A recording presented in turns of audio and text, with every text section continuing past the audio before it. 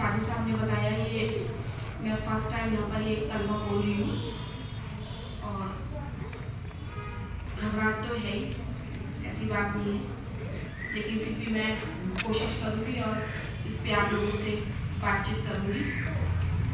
जैसा कि आपने अभी 2 वाणियों को सुना है और जो पहली वाणी थी जिसमें कि प्रभु यीशु मसीह के ऊपर जिन्होंने भी जुल्म करे थे और जो भी उनको यातनाएं और ताड़नाएं दी थी उनको उन्होंने क्षमा करा पहली वाणी में।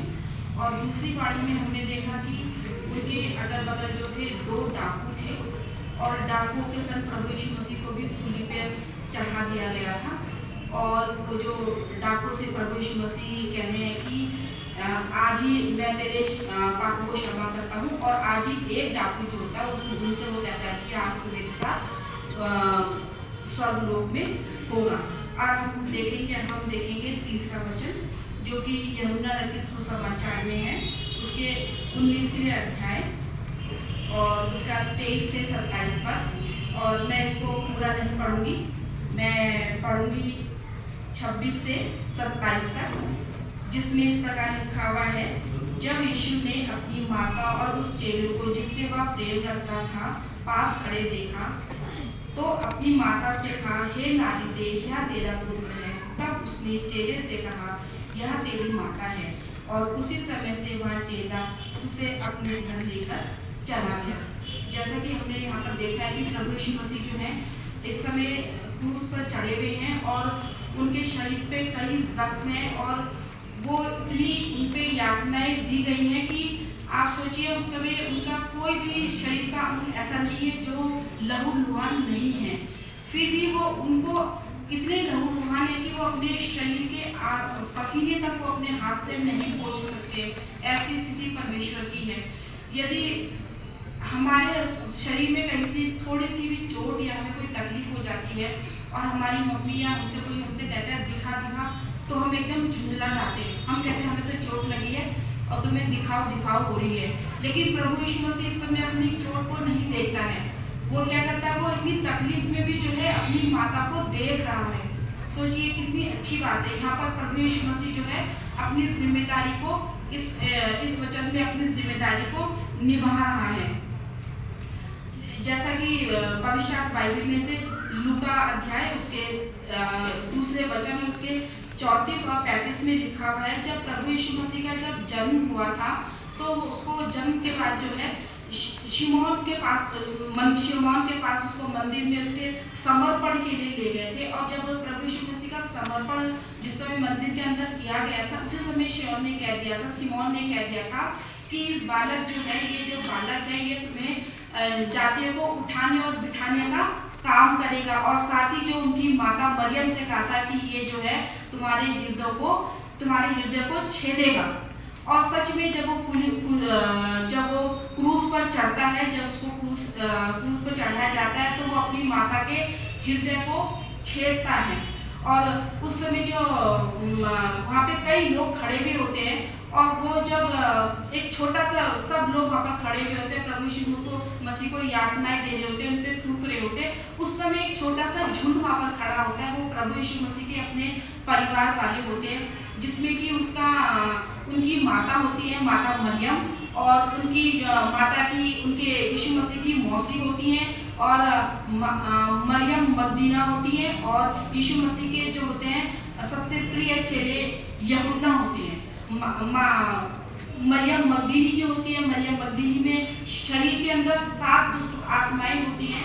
जब प्रभु यीशु मसीह प्रचार में होते हैं तो उसके शरीर के अंदर 7 दुष्ट आत्माएं होती हैं। प्रभु यीशु मसीह जो होते हैं उसकी दुष्ट आत्माओं को निकालते हैं, उसको चंगाई देते हैं। तभी से जो मरियम मगदलीनी होती है वो प्रभु यीशु मसीह के पीछे चल जाती है, वो प्रभु यीशु मसीह के साथी रहती है, उसकी शिष्य बन जाती है। और उसी प्रकार से जो प्रभु यीशु मसीह का चेला होता है, जो यूहन्ना प्रभु यीशु मसीह का बहुत विश्वासी चेला होता है और यीशु मसीह की मौसी का जो है वो पुत्र होता है और वो प्रभु यीशु मसीह की सारी आज्ञाओं को मानता है। वो प्रभु यीशु मसीह का बहुत जो होता है प्रिय शिष्य होता है। यहाँ पर हम देखेंगे कि प्रभु यीशु मसीह जब क्रूस पे चढ़े हुए होते हैं तो मरियम उनको देख रही होती है और मरियम का हृदय बहुत छिदावा होता है।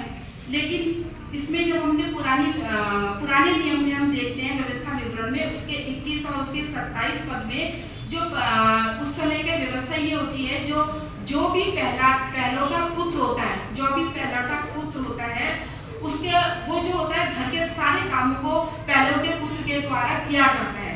जो पहलौठा पुत्र होता है और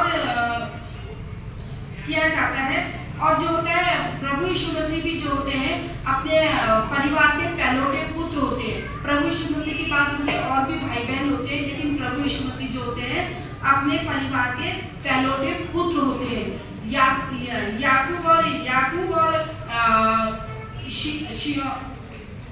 याकूब और शिमोन भी जो होते हैं दो भाई होते हैं।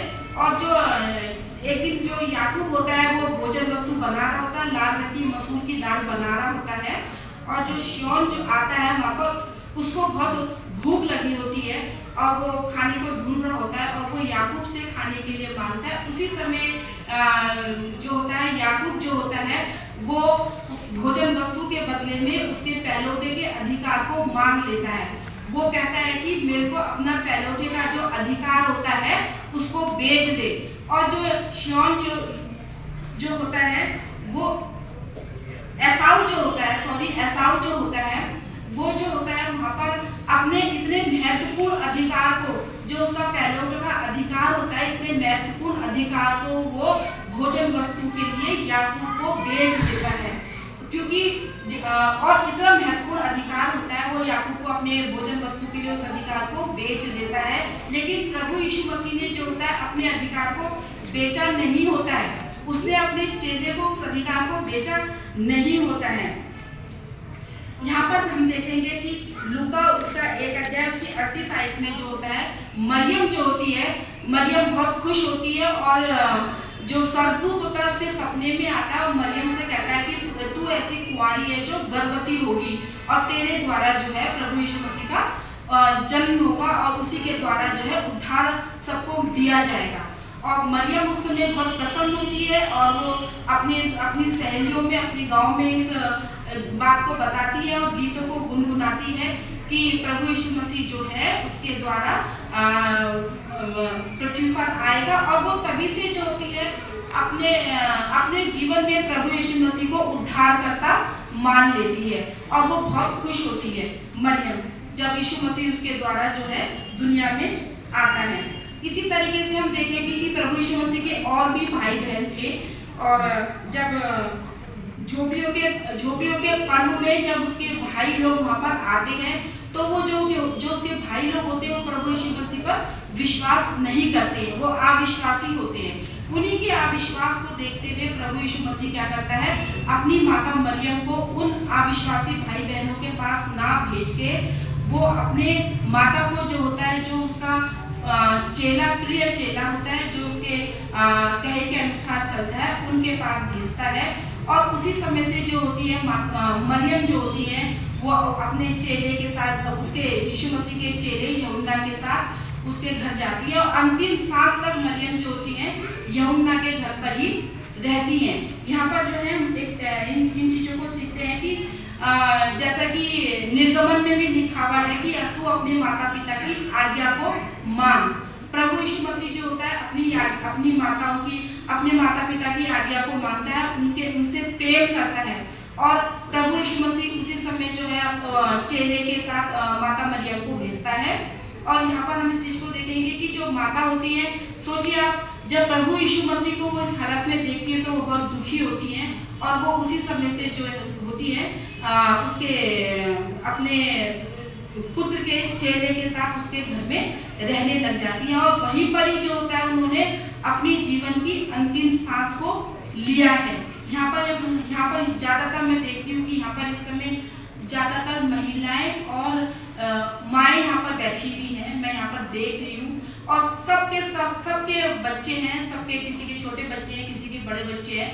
तो यहाँ पर हम इस चीज़ को देखेंगे कि हमारे बच्चे को छोटी सी तकलीफ या छोटी सी भी कोई परेशानी हो जाती है, चाहे हम घर में हो, चाहे हम ड्यूटी पे हो, चाहे हम कहीं पर भी हो, चाहे हमारा बच्चा ट्रेनिंग में भी क्यों ना हो, यदि वो हमको फ़ोन करता है या हमसे अपनी परेशानी को शेयर करता है तो हमें इतनी तकलीफ हो जाती है, हम तुरंत सोचते हैं कि परेशानी या उसकी तकलीफ को हम कैसे दूर कर पाएं, क्या करें हम क्या कर दें। जब हमारे बच्चे खाना नहीं खाते हैं, जब हम उनको खाना देते हैं, वो कहते हैं अभी नहीं खा रहे हम, फिर हम थोड़े देर में हम फिर पूछते हैं बेटा खाना लाए, वो कहते हैं हम अभी भी नहीं खा रहे, लेकिन हम कंटिन्यू इस चीज़ को पूछते रहते हैं। और जब उसने नाश्ते से दिन का खाना हमारे बच्चों ने नहीं खाया होता है, तो हमारा ये हम जो माएँ होती है, चाहे हमसे पिता हमसे कितना भी कहें रहने दो, नहीं खा रहा है मत खाए, रहने दो, हमें क्या करना है, जब भूख लगेगी खुद ही खा लेगा।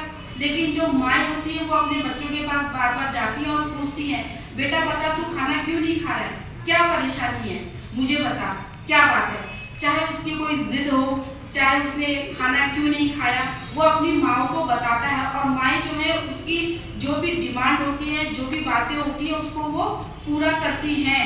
लेकिन यहाँ पर जो माता मरियम होती हैं, जो मरियम जो यीशु मसीह की माँ हैं और जो क्रूस के नीचे खड़ी भी हैं, वो सोचिए वो अपने इस बेटे को देख के कितनी व्याकुल है।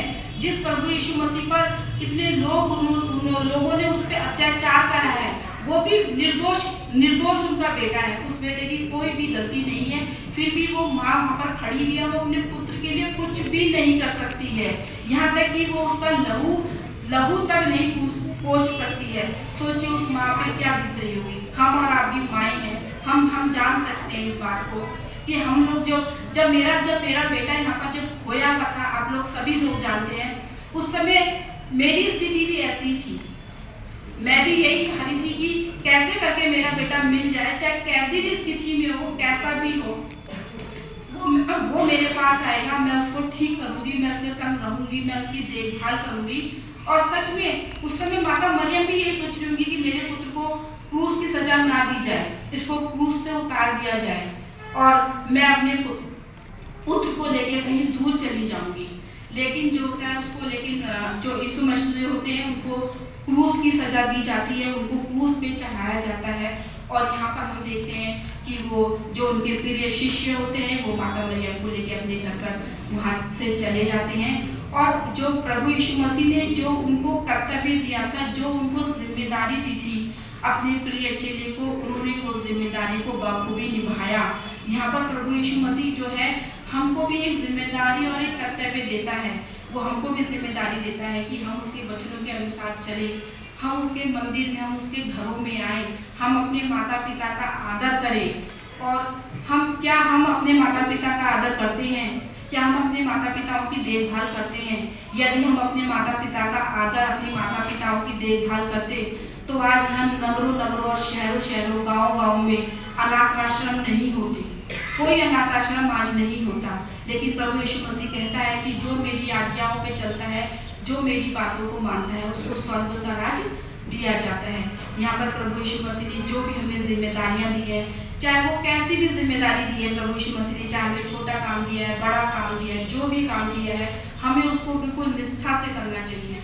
जिस प्रकार से जिस प्रकार से प्रभु यीशु मसीह के प्रिय चेले यूहन्ना ने अपने कर्तव्य को निभाया, उसी प्रकार हमने भी अपने कर्तव्य को निभाना चाहिए। और हमने यहाँ पर अपने माता पिता का आदर करना चाहिए। उनको बुढ़ापे में जो भी दुख, परेशानियाँ, तकलीफें, हमें बार बार अपने माता पिता से पूछना चाहिए और उनकी हमें देखभाल करनी चाहिए। और यहाँ पर जो है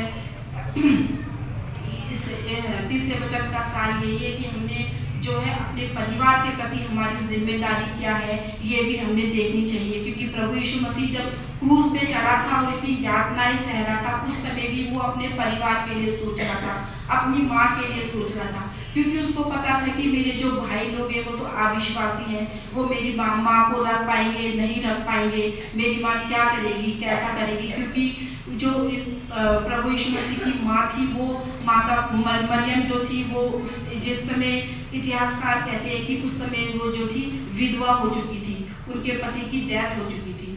और यीशु मसीह यही चिंता में था कि उनकी माँ का कौन ध्यान रखेगा, और वो अपनी माता की जिम्मेदारी को पूरा करते हैं और अपनी जिम्मेदारी जो है अपने प्रिय चेले यूहन्ना को देकर जाते हैं। इसी के साथ मैं अपने वचन को